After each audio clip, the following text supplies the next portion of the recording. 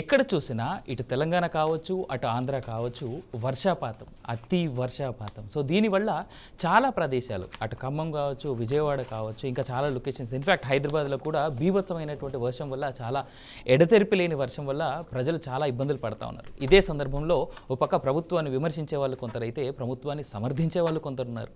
సరే, ఇవన్నిటి విషయాల గురించి మనం మాట్లాడదాం. జరుగుతున్నటువంటి విపత్తు, ఎందుకంటే ఇది నేచురల్ కెలామిటీ, దీంట్లో నాయకులు కానీ ప్రజలు కానీ చేయగలిగింది ఏమీ లేదు. అయినప్పటికీ కూడా ప్రభుత్వాల మీద విమర్శలు, సద్విమర్శలు అన్నీ రావడం సహజమే. రైట్, ఇదే అంశంపై మనం మాట్లాడడానికి మనతో పాటు ఉన్నారు మన స్టూడియోలో టీడీపీ జాతీయ అధికార ప్రతినిధి ప్రొఫెసర్ జ్యోత్స్న తిరునగరి గారు. నమస్కారం అండి. నమస్తే. జ్యోత్స్న గారు, ఓ పక్క ఇంతలా వర్షపాతం జరుగుతూ ఉంది. విజయవాడ మనం చూస్తూ ఉన్నాం, మన బ్యాక్గ్రౌండ్లో కూడా ఏ రేంజ్లో వర్షం అనేటువంటిది పడింది. ఇవాళ వస్తున్నటువంటి ఇన్ఫ్లో కూడా ఏంటి, మనకు ఉన్నటువంటి అన్ని బ్యారేజ్లో కూడా.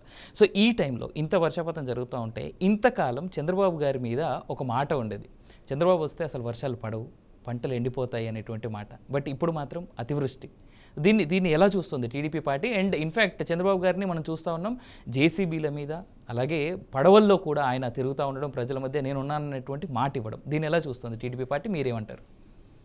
మీకు ప్రేక్షకులకి నా నమస్కారాలండి. ఇప్పుడు అంటే మీరు ఇందాక చెప్పినట్టుగా న్యాచురల్ కెలామిటీస్ రావడము, ఇలా ఒక ప్రకృతి విపత్తులు అంటాం మనం వీటిని, ఇవన్నీ రావడం అనేటువంటిది సరే, కొన్నిసార్లు దే ఆర్ అన్అవాయిడబుల్ సర్కమ్స్టాన్సెస్, మనం ఏం చేయలేం.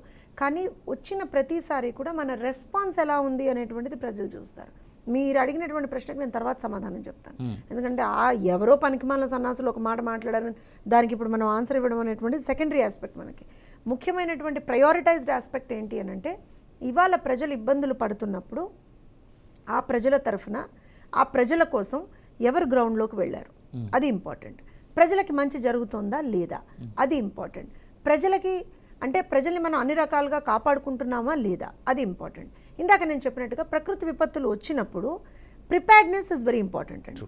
ఆగస్ట్ 29న ఎప్పుడైతే వాతావరణ శాఖ హెచ్చరికలు జారీ చేస్తూ ఉందో, ఇమ్మీడియట్గా రాష్ట్ర ముఖ్యమంత్రి వర్యులు కన్సర్న్ మినిస్టర్స్ తోటి, అఫీషియల్స్ తోటి సమావేశం అనేటువంటిది ఏర్పాటు చేసేసి ఎవ్రీబడీని ప్రిపేర్డ్నెస్ అనేటువంటిది ఇచ్చేశారనమాట. చేసిన తర్వాత సరే, అన్ఫోర్సీన్ అమౌంట్స్ ఆఫ్ వర్షపాతాన్ని చూసాం మనం. అసలు అంటే నాకు తెలిసి కొన్ని దశాబ్దాల తర్వాత ఇంత ఎక్కువగా వర్షపాతాన్ని చూసాం మనం. సో డెఫినెట్గా కొంత ఇబ్బందికరమైనటువంటి వాతావరణాన్ని విజయవాడ ఎదుర్కొంది, అందులో డౌట్ లేదు. ఎంత వీలైతే అంత ప్రాణ నష్టాన్ని తగ్గించాలి అని చెప్పి first priority was that. I tell you, ఎందుకంటే గవర్నమెంట్ సైడ్ నుంచి కొంత క్లారిఫికేషన్ కూడా ఇవ్వాల్సినటువంటి అవసరం ఉంది. ఎంత వీలైతే అంత అసలు ప్రాణ నష్టం జరగకుండా చూసుకోవాలి అనేటువంటిది ముఖ్యమైనటువంటి ప్రయారిటీగా పనిచేసింది ప్రభుత్వం 29వ తారీఖు నుంచి. కానీ అన్ఫార్చునేట్గా 9 విలువైన ప్రాణాలను కోల్పోయాం మనం. కానీ అలా అని చెప్పేసి ఎక్కడ ఊరుకునేటువంటి పరిస్థితి లేదు, కుంగిపోకూడదు మనం. ప్రజలు విలవిల్లాడుతున్నారు, వాళ్ళకు అండగా నిలబడాల్సినటువంటి అవసరం ఉంది.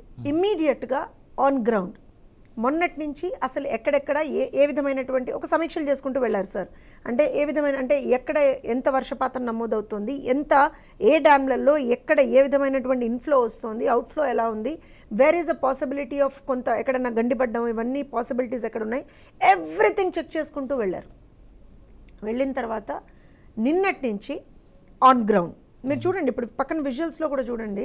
సరే, ఆయన విమర్శించిన వాళ్ళ విజ్ఞతకి నేను వదిలేస్తున్నాను, కానీ ఒక్క ముఖ్యమంత్రిని నాకు ఇలా చూపించండి, ఒక్క ముఖ్యమంత్రిని. ఐ ఛాలెంజ్, నా నాయకుడు అని చెప్పి నేను గర్వంగా చెప్పుకోవడం కాదు, ఒక్క ముఖ్యమంత్రిని ఇలా చూపించండి. నీళ్లల్లో నడుస్తూ, పడవల్లో తిరుగుతూ, జేసీబీలు ఎక్కుతూ, ప్రజల కోసం ఆయన ఆరాటం చూస్తుంటే నిజంగా కూడా ఆయన ఎలా విమర్శిస్తారు అని అనిపిస్తుంది నాకు. నిన్నటి నుంచి ఆయన ఒకటే పని చేస్తున్నాడు, గ్రౌండ్లోకి వెళ్ళాడు, ప్రజలతో మాట్లాడుతున్నాడు, అంతే. ఇంకా ఆయనకి ఏం లేదు. అక్కడ ఉన్న వాళ్ళందరూ ఏమన్నారు, ఇప్పుడు నిన్న ఆయన వెళ్ళినప్పుడే, సార్ మాకు ఆహారం అందట్లేదు సార్, మాకు మంచినీళ్ళు కూడా అందట్లేదు సార్ అని కొంతమంది ఆవేదన వ్యక్తం చేశారు. ఇమ్మీడియట్గా అక్కడ ఉన్నటువంటి అధికారులను పిలిచారు, ఏంటో ఇదంతా అని అడిగారు. ఇమ్మీడియట్గా మన ప్రయారిటీ మంచినీళ్ళు, ఆహారం, పసిపిల్లలకి పాలు, మందులు, వాళ్ళకి కొంచెం ఎక్కువగా ఫ్లడ్స్ ఉన్న చోట పునరావాస కేంద్రానికి వాళ్ళని తరలించడం ప్రయారిటైజ్డ్, అబ్సల్యూట్లీ ప్రయారిటైజ్డ్. ఇంకేమీ లేదు ఆయనకు అక్కడ. ఆయన నిజంగా కూడా అలా తిరిగి ఆయన నిజంగా అంటే చాలామంది అంటారు ఎందుకు ముఖ్యమంత్రి వెళ్తేనే కొన్నిసార్లు గ్రౌండ్ లెవెల్లో ఆ సీరియస్నెస్ కూడా వస్తుంది, ప్రజల్లో కూడా ఒక కాన్ఫిడెన్స్ బూస్టింగ్ ఉంటుంది. చాలామంది అన్నారు తెలుసా సార్ ఇప్పుడు మీరు వెళ్తే అనవసరంగా, ఎందుకంటే ఇలాంటి ప్రకృతి వైపరీత్యాలు వచ్చినప్పుడు ప్రజలు ఇబ్బందులు పడుతూ ఉన్నప్పుడు వాళ్ళ నుంచి ఒక్కొక్కసారి కొంత ఆవేశభరితమైనటువంటి మాటలు కూడా వచ్చే అవకాశం ఉంటుంది. ఖచ్చితంగా ఉంటాయి. అలాంటివి అలా అని వాళ్ళు మన మీద ఏదో ఒక మాట అన్నారని మనల్ని ఏదో ఒక మాట అన్నారని మనం వెనక్కి తగ్గామనుకోండి, వాళ్ళు ఎవరు చూసుకుంటారు అక్కడ? సార్ ఒకటే మాట చెప్పారు, అంటే అన్నారయ్యా మన ప్రజలు మనల్ని ఎవరినంత పదండి మీరు ఫస్ట్ అన్నాడు ఆయన. సెక్యూరిటీ వాళ్ళు సార్ అక్కడ బాగాలేదు సార్ సిచ్యువేషన్, వాటర్ ఇన్ఫ్లో చాలా ఎక్కువగా ఉంది, లైట్లు లేవు, పడవ కూడా it is gonna be a problematic thing for us, కొంత సేఫ్ కాదు సార్ అంటే మీరు ఎక్కండి, ఏమీ కాదు ఎక్కండి అన్నాడు. అంటే ఇవన్నీ ఎందుకు చెప్తున్నానంటే నాయకుడి లక్షణాలండి ఇది, నాయకుడు పాలకుడు ప్రజాపాలకుడి లక్షణాలు ఇవి. అర్ధరాత్రి 12 గంటలకి 1 గంటకి 2ంటికి 3ంటికి 4ంటికి మేం చెప్పడం కాదు, మీడియాగా మీకే ఆయన అప్డేట్స్ ఇస్తూ వచ్చాడు, గంటకి అప్డేట్స్ ఇస్తూ వచ్చాడు. సింగ్ నగర్ కావచ్చు, ఫెర్రీ కావచ్చు, ఇబ్రహీంపట్నం కావచ్చు, కృష్ణలంక కావచ్చు, ఇంకో దగ్గర కావచ్చు, ఆయన వెళ్ళని ప్లేస్ లేదు. రైట్, ఇప్పుడు ఆ పక్కన మీరు విజువల్లో ఇంకో మహానుభావుని చూపిస్తున్నారు, మా దౌర్భాగ్యం గత 5 సంవత్సరాలుగా రాష్ట్రంలో ముఖ్యమంత్రిగా ఉన్నాడు. ఇవాళ చంద్రబాబు నాయుడు గారు వెళ్ళిన తర్వాత రేపు పొద్దున్న నేను మళ్ళీ పుసుకుని లండన్ వెళ్ళిపోతున్నా, ఇవాళ కూడా నేను వెళ్ళకపోతే జనాలు మొహాన్ని కాండ్రించి ఉమ్మేస్తారని చెప్పి ఏదో ఒక ఫోటో షూట్ కోసం వచ్చినట్టుగా ఉంది.